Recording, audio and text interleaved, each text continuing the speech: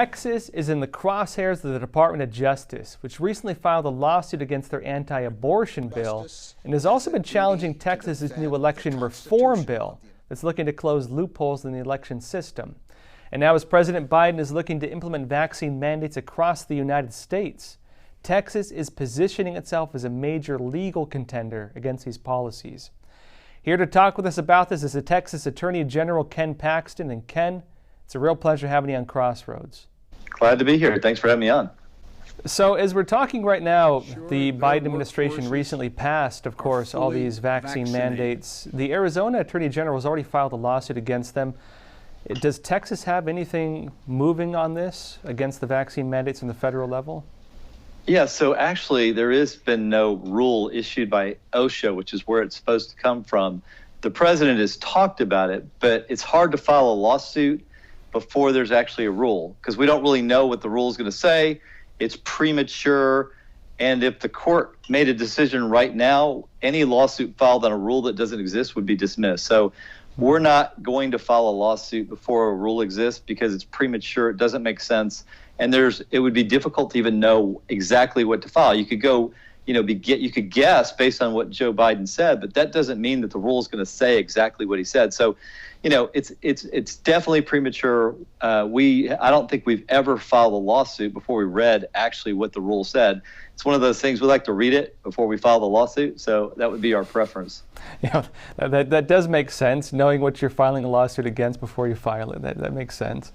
That's usually the practice we try to follow, and we're going to follow it in this case because, truthfully, I've seen this done before. I've seen lawsuits filed before the rule was issued, and as far as I can remember, everyone I've ever seen got dismissed. It gets you out there. You get to be the first one to talk about it, but the reality is it's not an effective strategy to actually attacking a rule because you don't know what the rule is. I see. So you mentioned OSHA. Of course, the Biden policy, according to what he's saying right now, is he's going to direct OSHA to make it so that businesses with over 100 employees have to either force their employees to get vaccinated or get a weekly test or possibly lose their jobs. What are some of the areas of this you're looking into? I know there's a few different takes on what it might violate, but it's, as you mentioned, a lot of it's speculative right now. Yeah, I mean, just that general proposition, we obviously don't have our whole complaint drafted. We are working on a draft complaint based on what we think it's going to be. And the reality is the President of the United States cannot just make up laws. That's outside of his purview, outside of his constitutional role. The executive branch implements laws. That's their job. And so President Biden can't just stand up and say, "Oh, agency, go make a law and tell people they have to get vaccinated, force businesses to be punished if I say so." That's not the way the Constitution works. So we're pretty sure what he's doing will be unconstitutional if it is what he said when he made the statement. So obviously that would be for our first line of attack, just to say, look, he didn't have the authority to do this. Not even sure Congress could order somebody to get a vaccine, but certainly the President of the United States, unless we're into kingship now, and maybe we are, the President of the United States isn't a king yet, and he can't do that if we still follow this thing called the United States Constitution. Wait. So explain this to us a bit more. You're saying that of course, the executive branch, the president's office, they cannot create laws. Of course, we understand the legislative branch typically does that, but Biden, I've heard some arguments on this. Maybe you can explain it a bit better to us because we're hearing all kinds of noise around it. They can't create laws? I mean, how does this work as it relates to these mandates? Well, so the idea here is as far as I know, we haven't found it, there's no law out there that was passed by Congress that says we are going to require businesses, come from Congress, we're going to require businesses to require vaccines for people who are unvaccinated. And that might be questionable, actually. We might even challenge that as unconstitutional for Congress to tell somebody they have to get vaccinated. Congress probably can't even do that. But since there is no law, the president certainly can't just make up a law and start ordering you to do things like get vaccinated and go buy a house and go take this job. I mean, that's what we do with dictatorships. That's what we do if we have kings.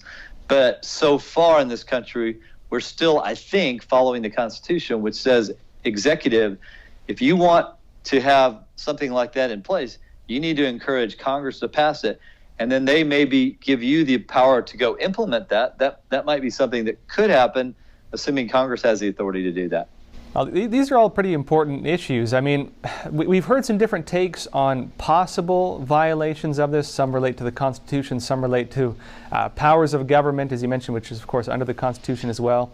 Others on the Equal Protections Act, others on the Civil Rights Act. It seems all over the place. Let's start with this Arizona lawsuit. They're saying that it violates, I believe, Title VII of the Equal Protections Act of the Constitution. And of course, it's speculative because we don't know the text yet. But can you explain to us the Equal Protections Act and how this might violate it? So I haven't had a chance to look at the Arizona filing. I probably won't. My office may look at it as we draft ours, waiting to see what the actual rule says. But I'm not sure how applicable their argument is because, again, I don't know what the rule is actually going to say. And so I haven't spent a lot of time looking at their complaint. As I said, I think it's definitely premature, and not sure exactly if a judge ruled on it right now. I don't know how they would rule because there's no rule to go by. So it's hard for me to know how to explain their lawsuit in light of the fact that they just filed it, and two, I don't even know if it goes to the actual rule. You know, another big piece of this is that in New York, of course, our governor has put into place different mandates. And one of the mandates is, of course, making it so that healthcare workers have to get vaccinated. This has actually been put on pause by one of the federal judges here on the grounds that he's saying it may violate the Civil Rights Act. And this is interesting because Civil Rights Act is, of course, what they're using to push challenges to the election laws. But how might these laws, when it comes to forcing healthcare workers to get vaccinated, violate the Civil Rights Act? They're talking about religious liberty specifically. Yeah. Well, so it may be that there are people that have sort of religious views that would affect their ability to get a vaccine, and they're claiming that religious exemption under the First Amendment. Maybe the Civil Rights Act is also being used because more minorities have not gotten the vaccine for whatever reason, and therefore they would be the most affected by job losses.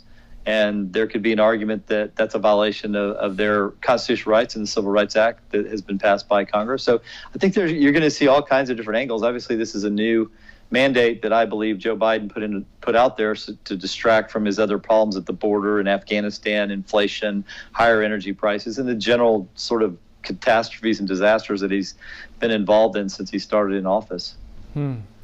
Yeah, well, I know that your governor, Greg Abbott, Texas Governor Greg Abbott, he's calling this vaccine mandate from the federal level a power grab. Do you agree with this?